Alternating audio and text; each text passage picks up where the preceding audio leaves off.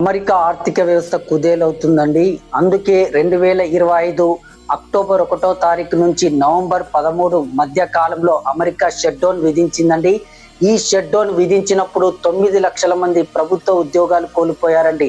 అంటే జీతాలు కూడా ప్రభుత్వ ఉద్యోగులకు చెల్లించని పరిస్థితి అమెరికాలో ఎదురైంది కాబట్టి వాళ్ళ ఉద్యోగాల నుంచి తొలగించిందండి.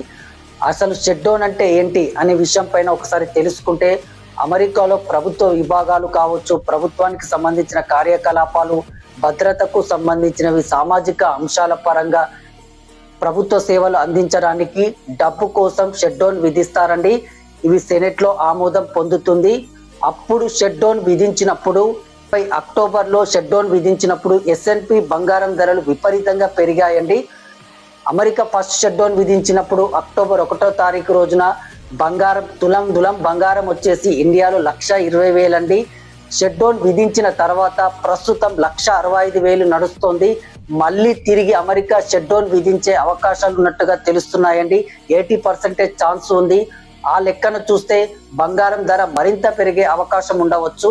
అదేవిధంగా మనం అంతర్జాతీయ మార్కెట్ కనుక పరిశీలిస్తే డాలర్లో పెట్టుబడులు ఎవరు పెట్టడం లేదండి, బంగారంలో పెట్టుబడులు పెడుతున్నారండి. కారణం ఏంటంటే రష్యా పైన అమెరికా ఆంక్షలు విధించినప్పుడు వాళ్ళు పెట్టిన పెట్టుబడులను స్తంభింపజేస్తామని చెప్పారండి. ఆ భయం అన్ని దేశాల్లో నెలకొన్నది.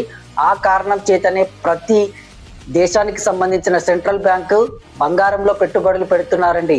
యూరోపియన్ యూనియన్ దేశాలు కూడా అమెరికా బాండ్లలో పెట్టుబడులు పెట్టకుండా బంగారంలో పెట్టుబడులు పెడుతున్నాయి. కెనడా కూడా బంగారంలో పెట్టుబడులు పెడుతుందండి. అదేవిధంగా జర్మనీ దానికి సంబంధించినటువంటి 35% బంగారం నిల్వలు న్యూయార్క్ లో ఉన్నాయి, అమెరికాకు దగ్గర. అవి వెనక్కి రప్పించుకున్నట్టుగా కూడా వార్తలు వస్తున్నాయి. మొత్తం మీద అమెరికా ఆర్థిక వ్యవస్థ అస్తవ్యస్తంగా తయారవుతుంది. ఆ కారణం చేతనే డాలర్ విలువ తగ్గిపోయి బంగారంలో పెట్టుబడులు పెడుతున్నారండి. బంగారం ధర మరింత పెరిగే అవకాశం రానున్న రోజుల్లో ఉంది.